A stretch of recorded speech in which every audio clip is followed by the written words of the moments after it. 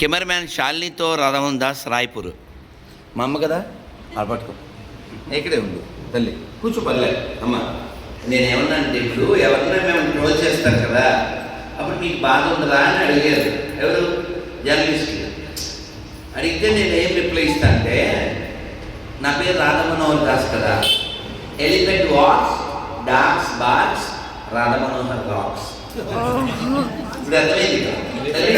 అంటే ఎవరైనా మనని ఇన్సల్ట్ చేస్తే అని మొదలు పెట్టుకూడదు, అర్థమైందా?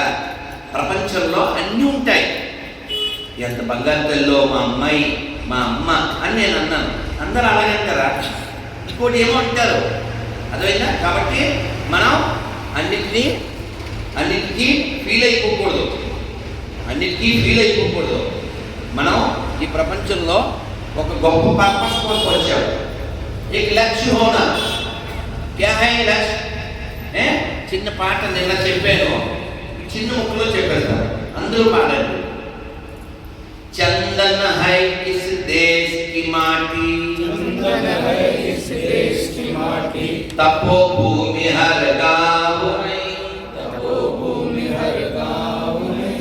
हर बाला देवी की प्रतिमा, बच्चा बच्चा राम है, हर शरीर मंदिर सा पावन, हर मानव उपकारी है, जीवन का आदर्श यह, परमेश्वर का धाम है, बच्चा बच्चा राम है, चंदन है इस देश की माटी, तपोभूमि हर गाँव है, हर बाला देवी की प्रतिमा, बच्चा बच्चा राम है. మీకు అర్థమైందిగా? మీకు అందరూ హిందీ వచ్చు కదా, రాయపూర్ వాళ్ళు కదా, తెలుగు వాళ్ళైనా కదా ఇక్కడే ఉన్నారు కాబట్టి దీని అర్థంలో చెప్పలేదు ఏంటి? జీవన్ ఆఖరి లైన్, ఆఖరి పంక్తి మీద లేకో, జీవన్ కా ఆదర్శ ఎక్కడ? ఈ భూమిలో పుట్టిన यहाँ जन्म लिया ना, ये भारतवर्ष में, उसका जीवन का लक्ष्य क्या है? जीवन का आदर्श परमेश्वर का धाम है.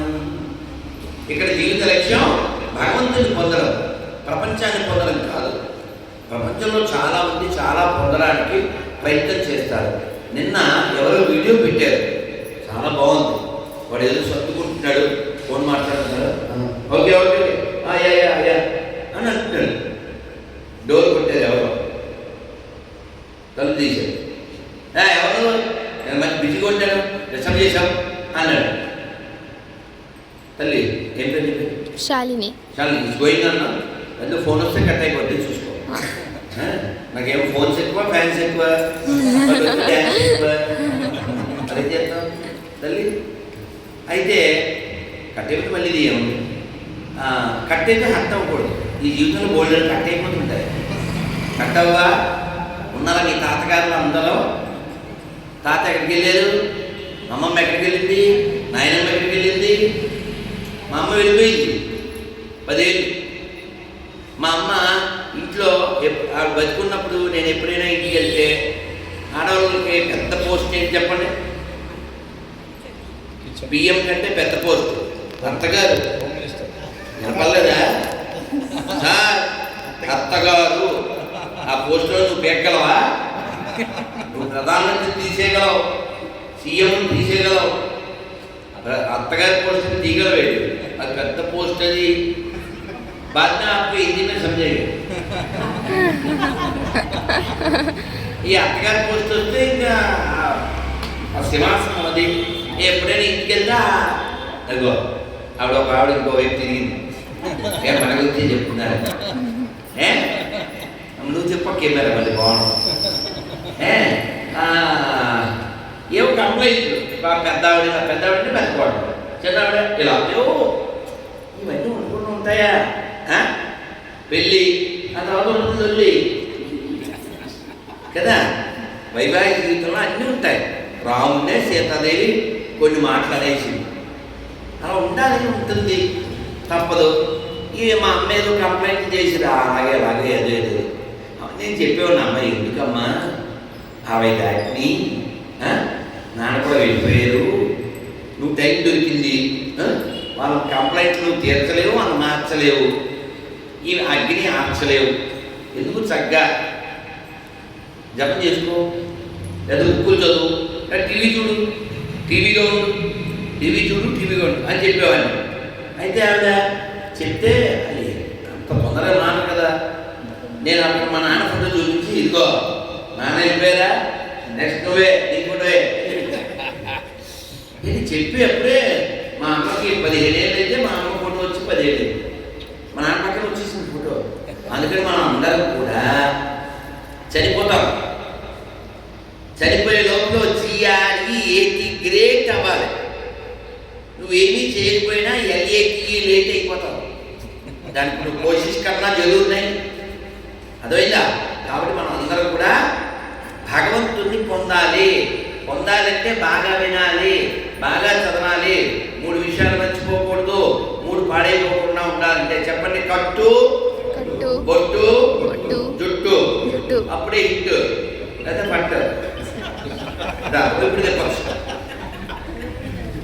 అదవుతుందా? కాబట్టి ఈ 3 మర్చిపోకూడదు, 3 పాడైపోకూడదు. అంటే పొద్దున్న 3 పనులు చేయాలి, స్నానం చేసి వంట చేయాలి. మీరు అటువంటి తల్లులని అనుకుంటున్నాను నేను.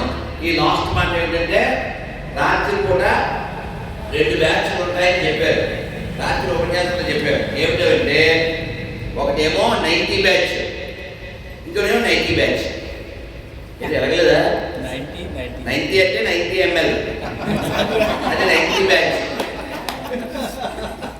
అదేనా? ఇంకో 90 బ్యాచ్.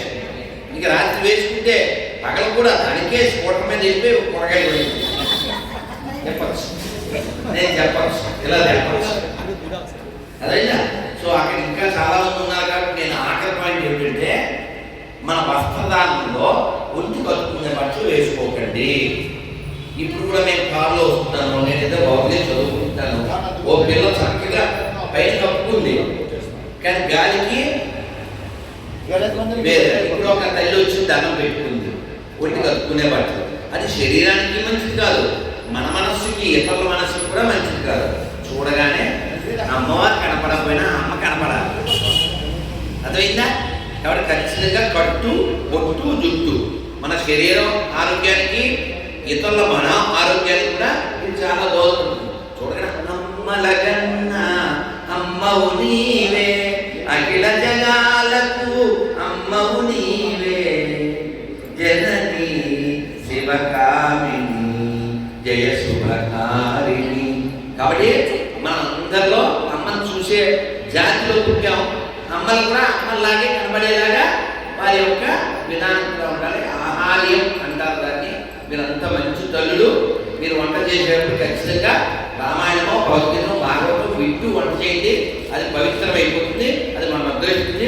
రోజు ఖచ్చితంగా మంత్రం చెప్పం. ఒకసారి నిజండి, హరే కృష్ణ హరే కృష్ణ హరే కృష్ణ కృష్ణ కృష్ణ హరే హరే హరే రామ హరే రామ రామ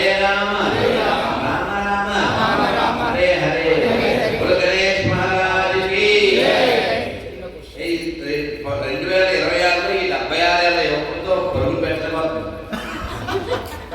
ఆయన మామూలు శక్తి గారు, కాలం శక్తి, ఆయన మనస్సు గట్టి, అందుకే అందరినీ లేపుతాడు, తట్టి తొలగిస్తాడు మనసులో మట్టి.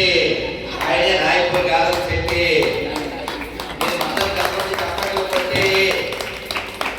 ఆయన ట్రాఫిక్ ని సెట్ చేశాడు, జనాన్ని తిట్టి కొట్టి. వచ్చేటప్పుడు ట్రాఫిక్ 2 చోట్ల జామ్ అయిపోయింది, సర్వం దిగిపోయారంటే గులాబ్ జామ్ లాగా దిగిపోయి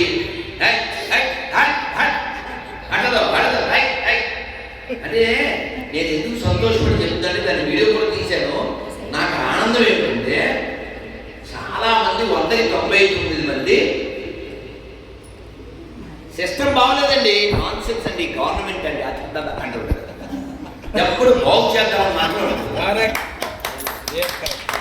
బాధ్యత కలిగి ఉండాలి, బాధ్యత తీసుకోవాలప్పుడే మన భారతదేశం విశ్వగురు అవుతుంది. అందుకే స్వచ్ఛ భారత్ మోడీ గారు పెట్టేది 10 ఏళ్ళైంది, ఇంకా బోల్డ్ వరకు వచ్చింది.